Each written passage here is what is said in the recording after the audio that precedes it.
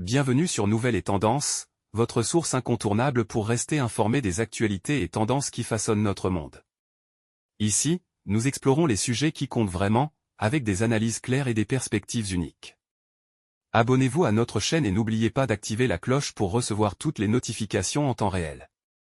Rejoignez-nous et restez toujours à jour avec les informations qui font la différence. Hommage à Roland Ratzenberger, 30 avril 1994. Circuit d'Imola, Grand Prix de Saint-Marin. Ce samedi-là, le monde de la Formule 1 s'est figé. Ce jour-là, Roland Ratzenberger, pilote autrichien, perdait la vie pendant les essais qualificatifs. Roland, c'était la passion pure.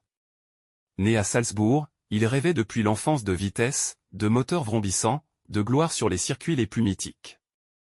Avant de rejoindre la Formule 1, il s'était battu sur tous les fronts, en Formule Ford, en Formule 3000, au Mans.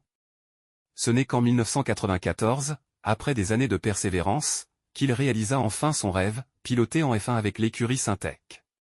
Pour beaucoup, il était un inconnu. Mais pour ceux qui l'ont côtoyé, Roland était bien plus qu'un simple pilote, il était un homme humble, déterminé, généreux.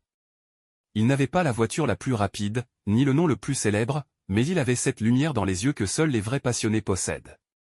Lors des qualifications à Imola, Roland voulait décrocher sa place sur la grille du dimanche. Un tour rapide. Un dernier essai. Mais à plus de 300 km/h, l'aileron avant de sa monoplace cède brutalement. Dans le virage Villeneuve, sa voiture file droit dans le mur, sans défense. Le choc est terrible. Les images, insoutenables.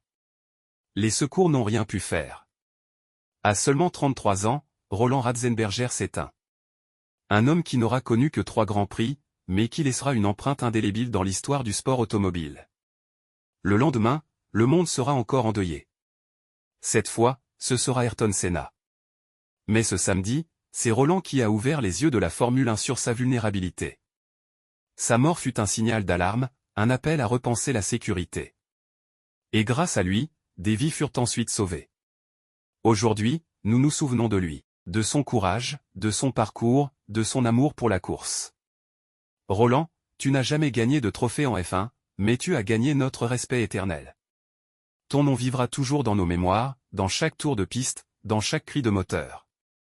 Tu es et resteras l'un des nôtres. Repose en paix, Roland Ratzenberger.